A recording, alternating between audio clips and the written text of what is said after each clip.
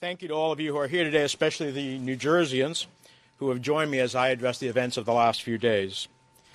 On Friday, the Southern District of New York brought charges against me. I understand how deeply concerning this can be. However, the allegations leveled against me are just that, allegations. For anyone who has known me throughout my 50 years of public service, they know I have always fought for what is right. My advocacy has always been grounded in what I learned from growing up as a son of Cuban refugees, especially my mom, my hero, Evangelina Menendez. Everything I've accomplished, I've worked for, despite the naysayers and everyone who has underestimated me. I recognize this will be the biggest fight yet, but as I have stated throughout this whole process, I firmly believe that when all the facts are presented, not only will I be exonerated, but I still will be the New Jersey's senior senator. For now, I want to address four things.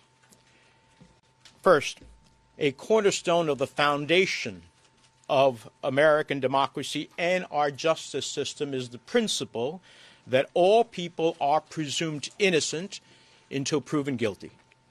All people. I ask for nothing more and deserve nothing less. The court of public opinion is no substitute for our revered justice system. We cannot set aside the presumption of innocence for political expediency when the harm is irrevocable. To those who have rushed to judgment, you have done so based on a limited set of facts framed by the prosecution to be as salacious as possible. Remember, prosecutors get it wrong sometimes. Sadly, I know that. Instead of waiting for all the facts to be presented, others have rushed to judgment because they see a political opportunity for themselves or those around them. All I humbly ask for in this moment, in my colleagues in Congress, the elected leaders and the advocates of New Jersey that I have worked with for years, as well as each person who calls New Jersey home, is to pause and allow for all the facts to be presented. Second, my long record on Egypt. One fact is indisputable. Throughout my time in Congress, I have remained steadfast on the side of civil society and human rights defenders in Egypt and everywhere else in the world.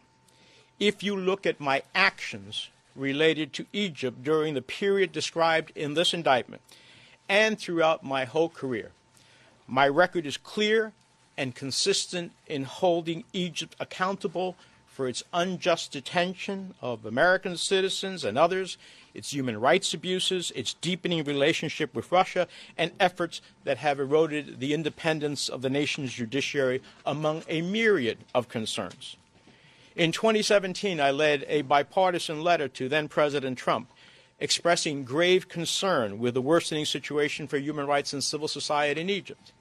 That same year, I sent a letter to the Senate Appropriations Subcommittee supporting U.S. assistance to Egypt as long as Egypt adhered to the Camp David Accords and urged the Appropriations Committee to include the requirements for assistance reform strategies outlined in the Egypt Assistance Reform Act of 2013.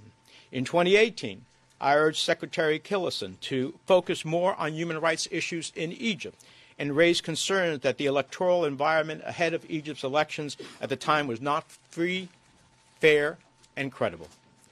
In 2019, I met with President el-Sisi at the Munich Security Conference and emphasized the level of repression inside of Egypt, risking eroding our security cooperation and raising concerns about Egypt's intent to purchase a Russian missile system.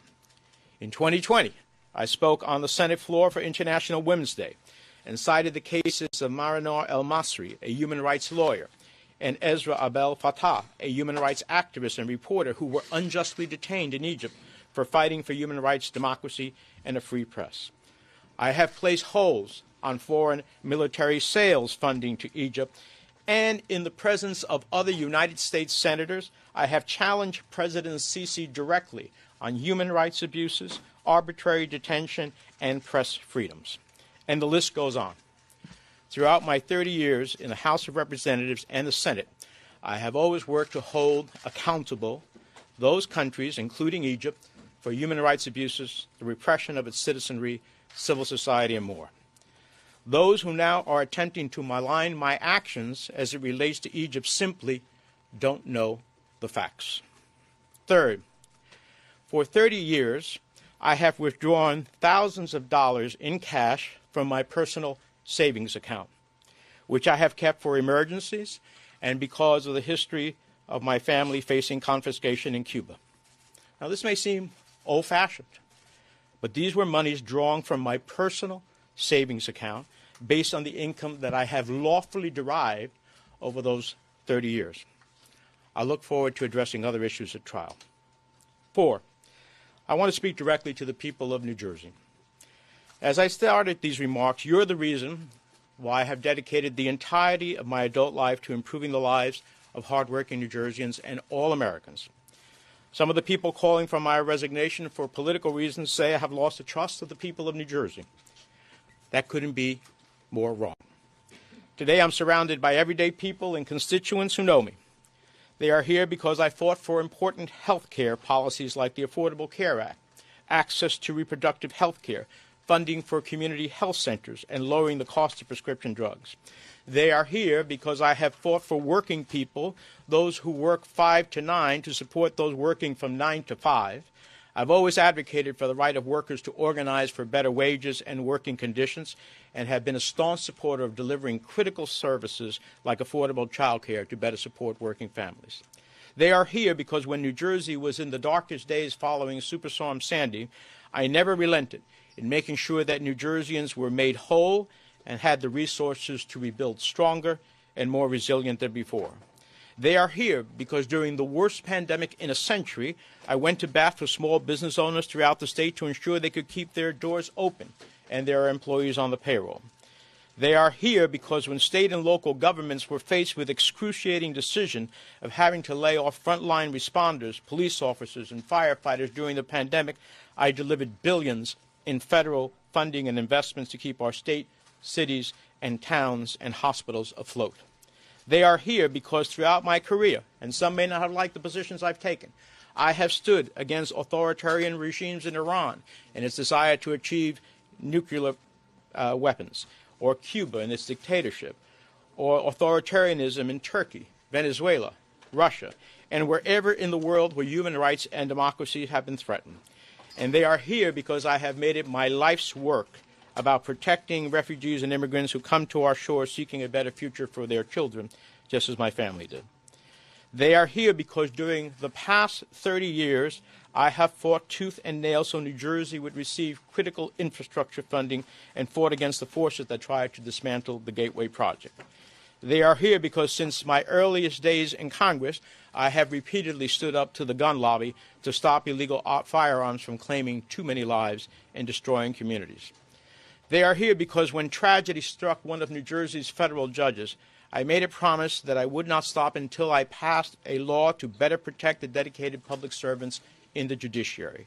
And last year, I delivered passing legislation signed into law by the President that will better protect judges and their families. And they are here because I never gave up on delivering justice for 9/11 families, especially the widows and children of those killed who were previously and unfairly excluded from the U.S. victims of state-sponsored terrorism. And in December, working with others, I delivered billions of dollars in long overdue federal relief to that community and other U.S. victims of terror. They are here because when other members of Congress wanted to turn their backs on our veterans and not pass the PACT Act to provide health care for our veterans who were exposed to toxic burn pits, I was there. And they are here because I successfully passed legislation to better serve World War II vets as well as those suffering from Gulf War illnesses.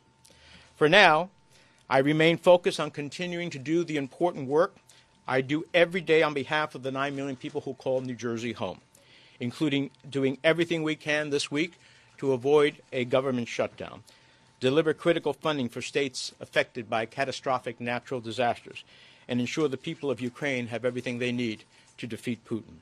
And I'll return to Washington this week to do exactly that.